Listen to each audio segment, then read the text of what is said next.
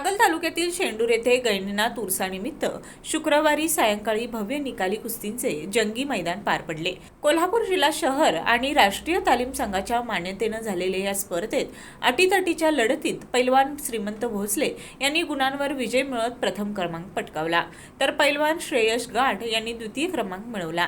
तृतीय क्रमांक जय भांडवले तर चतुर्थ क्रमांक प्रवीण वडगावकर यांनी पटकावला। पाचव्या कुस्तीमध्ये ऋतुराज शेटके गुणांवर विजयी झाले। यावेळी सुमारे 100 ते 125 कुस्त्या रंगल्या। या मैदानातील प्रेक्षणीय कुस्त्यांमध्ये नवजवान तालीम शेंडूरच्या सर्व पैलवानांनी विजय मिळवला।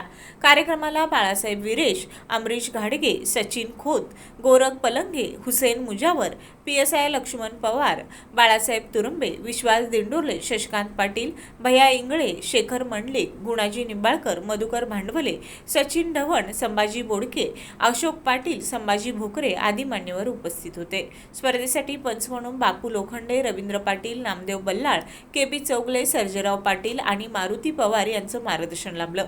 कुस्ती निवेदन पैलवान राजाराम चौगले यांनी केलं। या कुस्ती मैदानासाठी विविध वस्ताद आणि कार्यकर्त्यांनी विशेष परिश्रम घेतलं। शेंडूरहून अजित बुडके।